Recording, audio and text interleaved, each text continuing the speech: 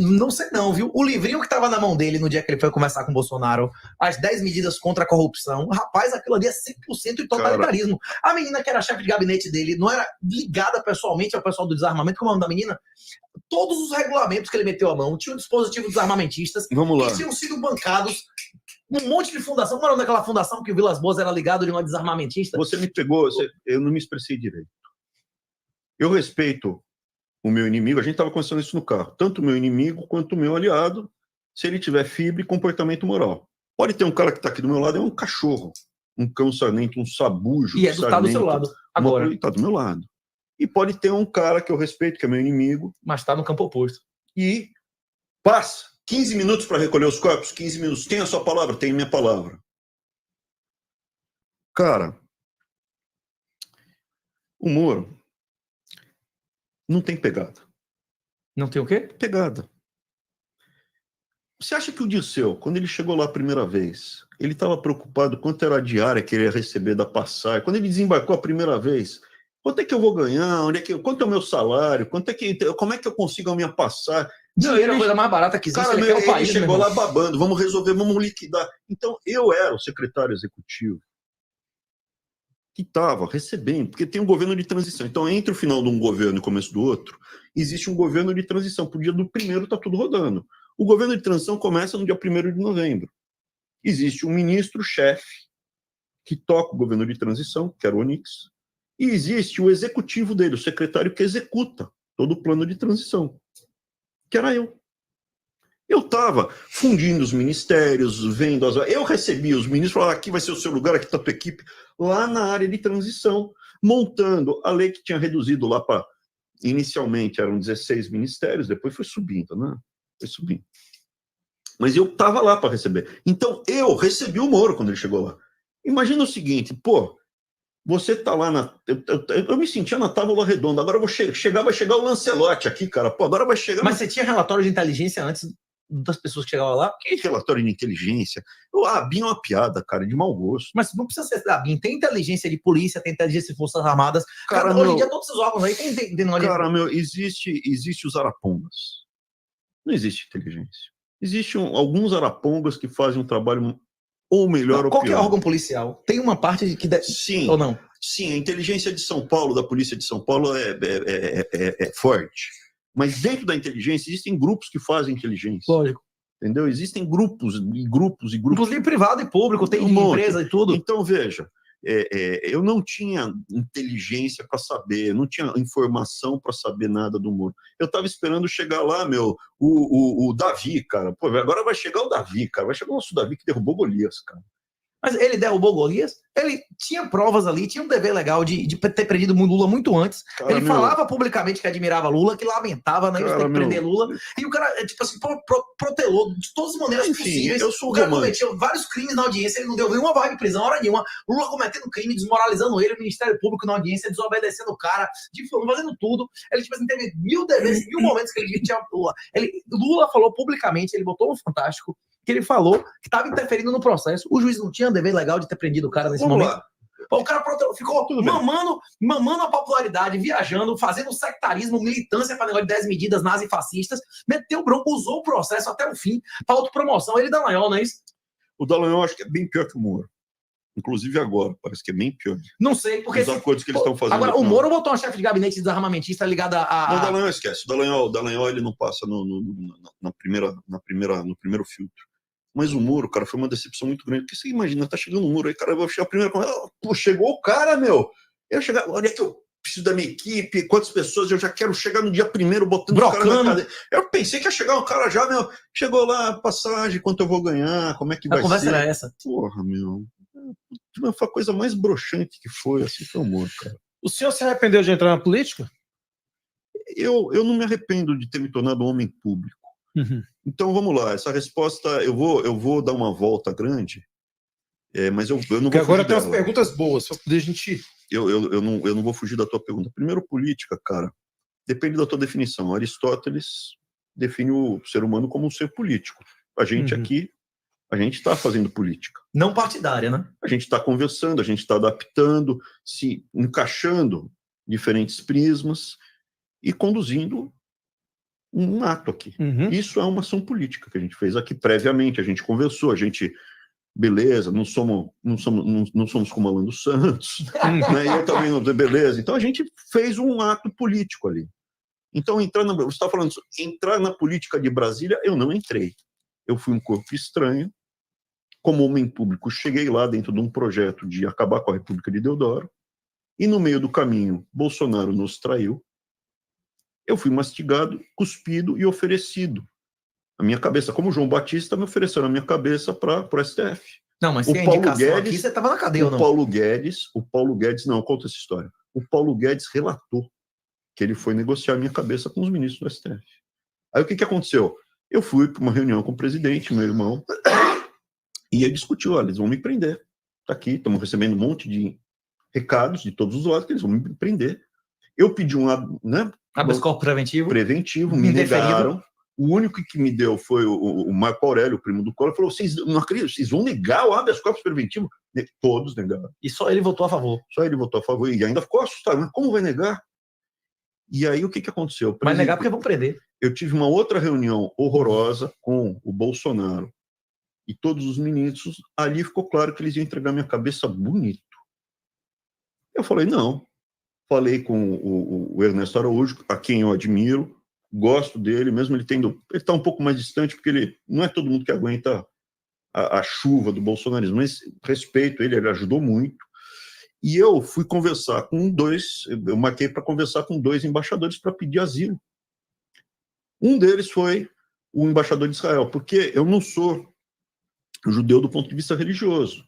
A minha mãe era católica, falecida, estudou em colégio de freira, eu fui batizado. Meu nome completo é Abraham Bragança de Vasconcelos Weintraub.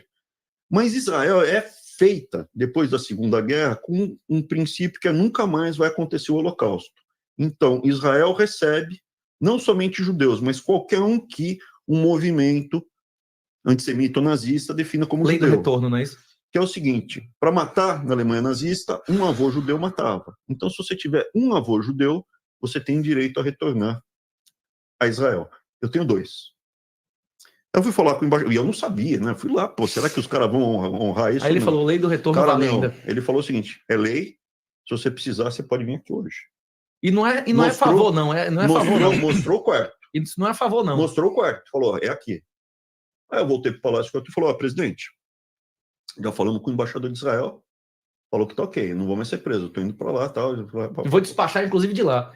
Não, a hora que pegar, porque eles estavam dando sinal, vamos prender. Vou. E daí... Mas eles queriam te prender por você ter feito algo? Cara, por falar algo? E vem cá, velho. Você não tá acompanhando notícia do Brasil, não? Na hora que você for no Brasil, eu tô querendo entender. No dia que você for no Brasil, eu tô querendo entender. Você vai ver em primeira pessoa. Porque a única coisa que eu vi assim, que foi bem polêmico mesmo, que eu posso dizer, foi a reunião. Foi por causa daquela reunião? Entendi. É importante, sua pergunta não é boba. Sua pergunta é muito profunda. E eu não tô aqui para puxar o saco, não é esse meu perfil. É uma mensagem importante. O topo dessa república imunda, o topo dessa imundície toda, esses caras, eles morrem de medo que um dia a população fale assim, chega, acabou. Não quero mais, não aceito mais. Estava pronto para acontecer. Eu andava em Brasília naquele desembarque, a cara de pavor que eles tinham, o medo que eles tinham que o Bolsonaro fizesse metade do que ele tinha prometido. 10%, né? Por isso que a Weber entrega uma Constituição para ele. Ali foi outro sinal horroroso. Ele tinha que falar assim, eu já tenho uma, eu acho melhor a senhora ler. Quem não está cumprindo a Constituição são vocês. Ali, porque o Flavião já estava, entendeu? Então, o que acontece? Essa pergunta é muito pertinente. Quando vaza aquela reunião, eu não sabia que estava sendo gravada, assim como depois, de novo, o Bolsonaro fez uma reunião, falou para os ministros que não estava sendo gravado e soltou de novo, falando... Né? O que era um cara? Eu estava quieto. Eu estava quieto no meu canto. Eu já estava muito chateado com o que eu estava vendo. Ali você já tinha quanto tempo de governo? Eu já estava com o Bolsonaro há 3 anos e tralalá. Não, dentro do governo. Dentro do governo ali foi em março, abril, sei lá, era o governo tinha começado na transição, novembro, dezembro, março, abril, janeiro, fevereiro, março, sei lá, 1 ano e meio. Entendi. Se você contar a transição, né? Uhum. E aí, o que você viu ali? O cara estava quieto. Do meu lado estava o Tarcisão ali, fazendo bons negócios. E eu estava cabisbaixo, porque eu estava vendo o que estava acontecendo. Estava entrando um monte de gente do Centrão, ainda não tinha entrado nenhum, mas eles estavam trazendo aqueles milico, Paulo Guedes, queria trazer os caras do Centrão. E a gente tentando segurar tal. O Moro, com todos os defeitos, estava saindo, e o Moro representava o combate à corrupção. E eu ali. E ele achando que ia derrubar o Bolsonaro. O Moro ainda achou que a saída dele ia derrubar o Bolsonaro. Assim, é uma conversa boa, mas o que acontece? E ali ele me cutuca e eu explodo. Ali é uma conversa franca, são 4 minutos e meio, cara, desculpa. Aquilo, eu não tenho mérito, aquilo está dentro de mim. Uhum. Aquilo, eu olho e vejo aquele discurso, é inacreditável. E a maioria dos brasileiros diria aquilo ali naquela situação. Não diria. Rapaz, a maioria dos brasileiros admirou as palavras que eu usei naquela reunião. Admirou pra caralho. Mas não diria, porque o que acontece? Primeiro, o Brasil é um país hoje de escravos, falta vocabulário. Segundo, o Brasil hoje está entorpecido, então as pessoas não conseguem nem concatenar os sentimentos, mas aquilo que eu falei... É o que ele gostaria de ter dito. Acendeu uma chama, falou, é isso que eu quero! Eles não tinham isso na ponta da língua, mas ele falou, é isso que eu quero, esse cara tá falando do coração dele. O brasileiro não queria vagabundo na vala ou na cadeia? É para isso que o Bolsonaro foi eleito, não. Cara, eu falei coisas ali mais profundas. Sim. Eu falei, cara, no Brasil só tem um povo, é o povo brasileiro, aqui tá cheio de ministros, eu apontei para eles, eu não tava falando para cá, eu tava falando para os ministros ali, para os generais. Não era gravado, né? Cara, aquilo era para ser um dos discursos mais bonitos, que foi um discurso lindo. E não era um discurso, eu estava falando, eu estava abrindo meu coração. Com os colegas. E o que acontece? Depois daquilo, precisavam me destruir. Eu fui para a Polícia Federal e eu saí carregado nos braços do povo lá que estava lá, vendo. Ao contrário desses covardes que entram correndo na Polícia Federal, eu falei, eu não vou entrar pelo subsolo. Eu vou parar aqui fora e vou entrar andando. Não tenho medo. Fui andando pela porta da frente e entrei lá. E saí, quando eu saí, me levantaram no braço e foi. Aquilo mexeu com Bolsonaro, mexeu com todo mundo, cara. Porque eles viram que eu tinha chance. Eu tinha chance de conduzir o que eles mais têm medo. O que é? Um basta do povo. Chega. Uhum. E isso gerou assim, eu me tornei... A gente escuta relatos que dentro, lá no topo, eu e meu irmão, a gente foi considerado as pessoas mais perigosas da República. Um Rômeu. E agora você vai ter que se matar. Os mais perigosos da Exatamente. República. E o Bolsonaro me viu como uma ameaça, porque o Bolsonaro é o Gengis Khan, né, meu? Onde o cavalo dele pisa, nem grama cresce. É isso. Então essa aqui é a história mais triste que tem. A gente estava ao alcance da mão de ter começado a mudança do Brasil e infelizmente, botaram uma grande mentira. Eu fui vilipediado, meu irmão foi vilipediado, um monte de gente foi vilipediada, destruída. O que fez a diferença é que eu e meu irmão, a gente fica... Também não é mérito nosso, a gente nasceu com isso. Uhum. A gente foi para uma via crucis via dolorosa, cara. A gente foi cuspido, escarrado, batido, de todos os lados. Os monopolistas, tudo, cara, tudo que você puder imaginar. E estamos aqui de pé, estamos crescendo. E eu, de novo, agradeço a você, 38, porque você, cara, estava ali, cara.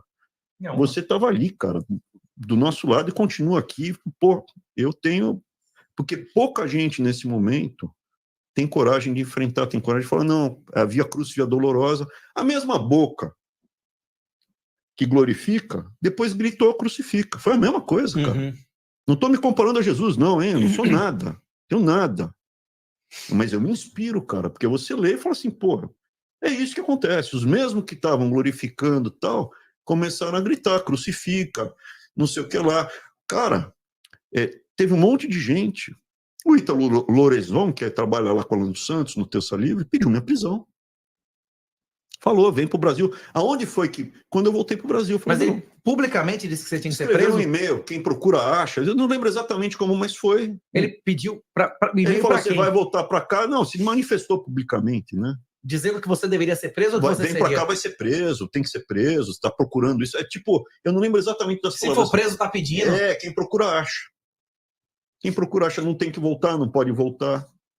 Por que eu não posso voltar? O país é meu, sou brasileiro, meus ancestrais estão enterrados no Brasil. Não tem ordem de prisão ainda.